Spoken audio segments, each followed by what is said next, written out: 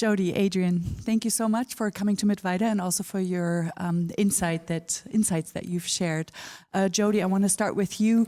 You mentioned that Final Pixel is basically a full stack end-to-end VP production company, and I'm wondering how your clients, maybe you can give us some insights, how your clients are reacting to all the new possibilities. Are they still in awe? Do you feel like the industry has learned a lot over the past years so that they're more like, oh yeah, we've been there, done that? Yeah. What is your experience so far? I don't think it's that. We've been there, done that. I think it comes in two parts. One is we're still having to educate the clients as well. It's not just new creatives and emerging, students that are coming into the industry as well as professional crew, but it is the stakeholders who have maybe run a creative agency or creative producers and have many credits, on their CVs, but they're still needing to understand this technology. Try explaining all of the stuff that we did on the Red Bull shoot to the Red Bull team, and imagine the capability of you can put my car on a moon. What? So it's that kind of. Once you lay out the possibilities, then they sort of like, right, I'm sold. And also it becomes the bottom line as well, because again, it's a high barrier to entry. There are lots of costs on the front end that I showed with the technology and using the stage, but it really comes down in having a successful and a knowledgeable producer that can help lead through, have the right team up front, the OSVP team, your director, DP, who understand the technology, can help devise which of these components really need to be VP, where can we save money in this, and where should we spend, because it has long-lasting parameters. So I guess it's really a perfect timing for students now to learn the workarounds so that they can give their input and their expertise. There's lots of room for innovation at this point as well, because even the people who have been in the industry and doing it, we're still learning. There's always new things to learn, and there's a lot of opportunities in the industry for that sort of open door, because they want to get in and they want to shape young people to be able to work in this field. Adrian, you showed us actually one of your first experiments with the green screen and the tracking system and the camera, and then you shared more about the VP toolkit. Yeah. But it still feels like it's the entry barrier is quite high. Now, talking about democratization, how accessible would you actually say virtual production is, and is it going to change to the point where everybody who's interested can just very easily try to set up their own thing in their living room just to get going? Of course. Yeah, well, it's a bit of course, there's the high-end virtual production, which is the thing that's big, glamour, and looks nice, and this costs a lot of money. It's not just easily getting into it. As Jodi said, it's not easy to get into a stage just to play around and do stuff, because if you break it, it's going to cost a lot of money. But the elements of virtual production, like the tracking system and the cameras and all that stuff, is becoming incredibly cheap. Let's look at the tracking system, for example. There's the Vive Mars. That's the first stuff we've done. And there's big shoots being done with this tracking system, actually, which costs a couple $100. Then we have cameras. There's, for example, the Red Komodo, one of the smaller cameras, but is like a full-fledged professional camera, which is used on big Netflix shoots, for example.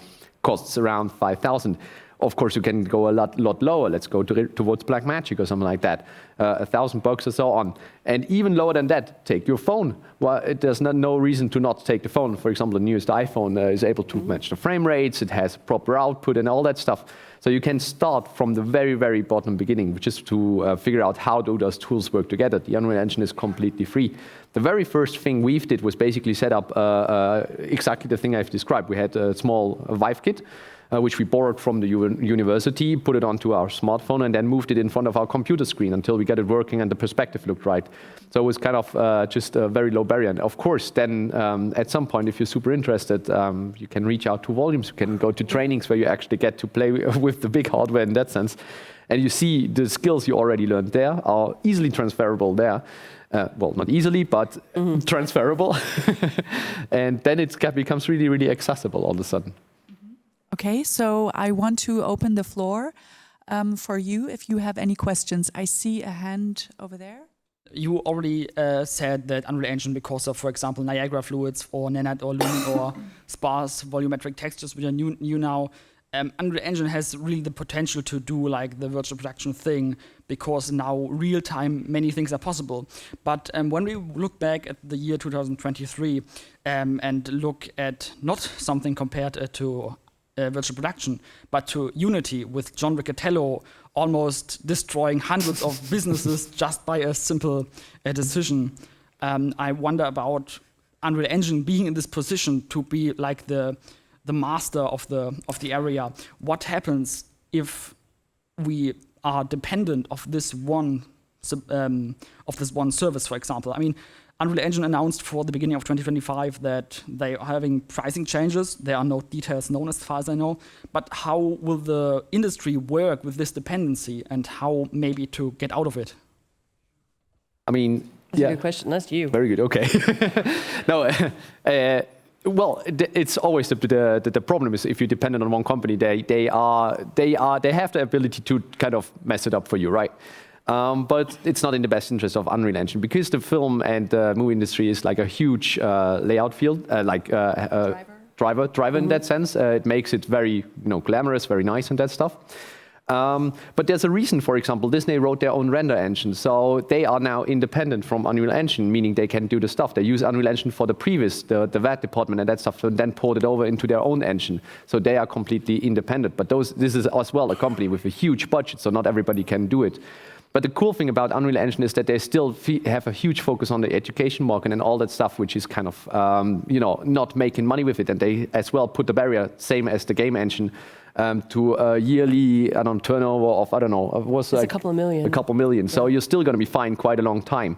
And then they're only going to charge you per seat like $1,000. So let's say you have a stage with 10 render nodes and I think 3 artist stations or something like that. You're going to have like 13K like costs in a month, or it was a yearly thing anyways. And if you look at a standard cost of a volume, those daily rates are all usually quite above it, so it's kind of fine. And for the film industry, I think it was kind of expected that at some point they're going to charge something, because they were using it for free. And let's say a multi-million-dollar feature didn't give any money to Epic Games. We could just use it in the background, because it was very difficult. It was a very gray area. It wasn't really a game, so they didn't directly make profit with the Unreal Engine, and they didn't basically, get anything out of that.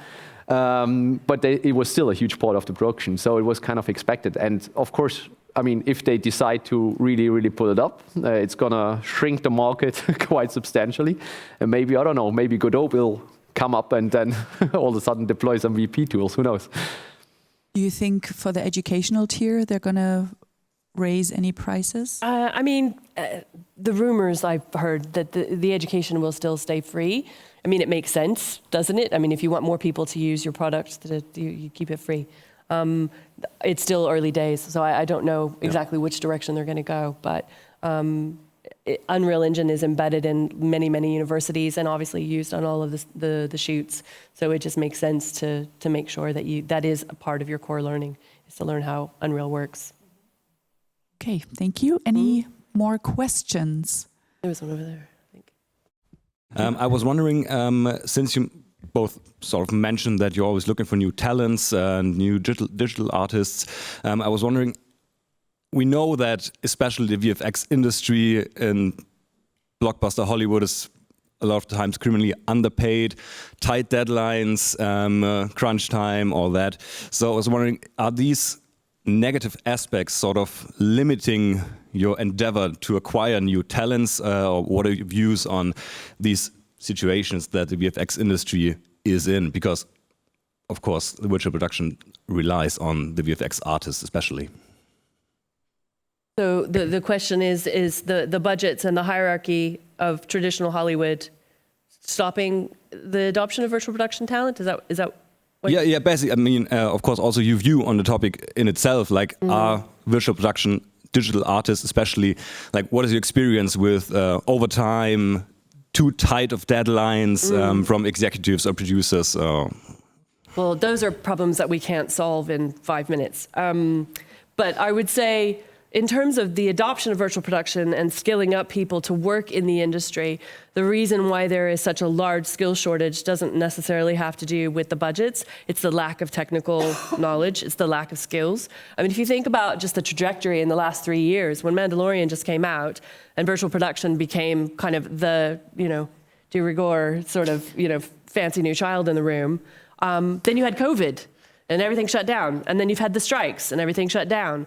So it's this start, stop, start, stop, start, stop. And I think what's been happening and rumbling, and certainly I can see in the last year and a half, has just been this zero to hero in the last year and a half, with people starting to realize the benefits of it because more shoots have been happening. There's been more behind the scenes. There's been more discussion about what's worked, what hasn't worked, what it's being used for, what it's not being used for. And in the education sector, it's really about how do we take this knowledge and standardize education? How do we actually teach others to use this when it's constantly in change? It's very volatile because you've got, as I said, Unreal Engine's changing, new updates every 3 to 6 months, which means you've got to change all of your settings and your shoots and make sure that your virtual environments are aligning so that the operator can run them properly. You're pulling in people from different industries. So someone who may know Unreal Engine very well but works in the game sector is now coming over to film, but it's a completely different mindset. It's a completely different workflow. And how do you bring all these people that come from different backgrounds and different pipelines and different vocabulary all of a sudden having to come into a room and work together?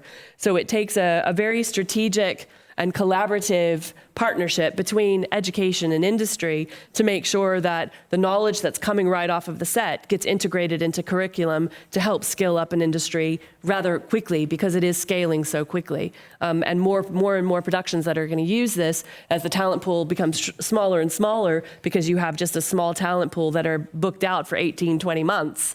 That's why we need you. That's why we need you to help build this industry, because this is definitely the direction of travel. Awesome. I see that there are also questions through social media, so maybe you can give us one question and then we'll have to wrap it up soon. Yes, sure. So there's one question for Adrian. In our experiment with LED OSVP, we noticed severe input lag from the tracking tag to the actual camera movement.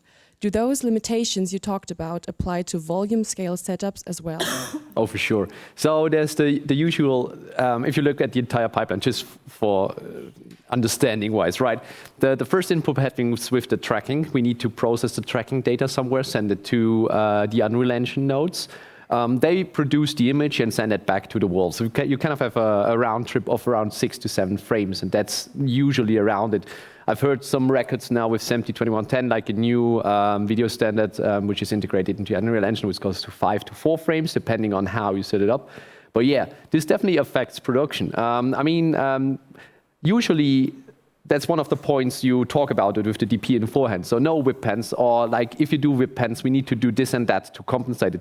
So there's a lot of way to work around the issues we kind of turn up. But it is definitely an issue which you need to bring up beforehand, because if you're standing on set and then somebody tells you, yeah, I want to do that, and it doesn't work, worst case scenario. Okay, thank you for that question.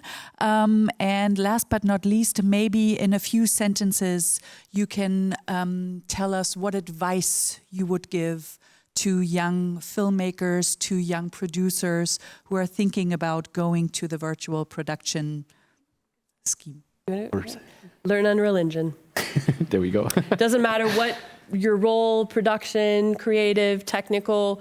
I think learning the games engine and understanding its place in virtual production is really important. We are an authorized training center, so I'm not just saying that, I'm trying to be unbiased, but it is true. It is truly a revolutionary tool that will really change the nature of how we innovate, and every new layered technology that comes on top of it, there'll be a plug-in for it, I think. So Unreal is just a really great real-time technology games engine that can be applied in many different journalism, marketing, real estate, manufacturing. So that's what I would say is have a go. But go train with somebody that knows what they're doing. And I'm not saying just come to us, but train with somebody that knows what you're doing, because you can go down the rabbit hole with YouTube. Unreal is used for many, many different use cases. And if you're a director, for example, you may need to only learn virtual cameras and a setup and an environment in a Unreal Engine, and that's all you need to know. So that's a really good key to understand. Definitely. And don't be afraid to kind of try out the new tools, because, I mean, there's, as Jodi said, there's a new one every single, I don't know, it feels like every single day there's a new huge thing you have to think about and how does it integrate into the Unreal Engine. But I mean, there's a lot of documentation on there. If you don't figure it out, reach out to somebody on LinkedIn and just, I don't know, hey, I'm really stuck on an issue, or we're doing a shoot here for a production. Would you mind taking half an hour to just take a look at our scene or whatever, what doesn't work? So it's just kind of getting off this fear of I'll destroy everything and this way too complex in the beginning. No, it's a step-by-step process. So Unreal Engine is definitely the baseline, and then you can start to figure out, hey, how do I get tracking in there and something like that. So just can I just add? You made a really good point. So Adrian and I are both on LinkedIn, and Virtual Production Network is relatively small at this point. There's a lot of key people. We all know each other, and I think that's really another key important thing for you is to just get involved in the network. Come on LinkedIn, join the conversation, see who's doing what, find out what is of interest to you, and start asking questions. And you will find a lot of people are really open to sharing and collaborating and helping you get where you need to go. So that would be a piece of advice I would do. For example, there's a huge, the Starting Pixel WhatsApp group is one of the things which a lot of us are actually in there. And it's super nice because it's like, everybody is in there, from the highest people. I don't know. There was the managing director of Lux Machina who are doing like some of the biggest shoots, to somebody just starting out in Unreal Engine in there, and you can just drop a question in there, and there's nobody gonna say like, "Fuck, that's a stupid question." Or who are you? Yeah, exactly. You just say, "Hey, check this setting or this tutorial. This is gonna help you," and it's a really, really great resource to just get in. Yeah. And also, we recorded an interview this morning, so if you want to learn more about virtual production, make sure to check that out. I think it's going to be uploaded at some point on YouTube. Jodi, Adrian, thank you so much for your time and for coming here. I hope we're going to see you soon again, either in reality or in virtuality. We'll see. But thank you so much. Thank you. Thank you.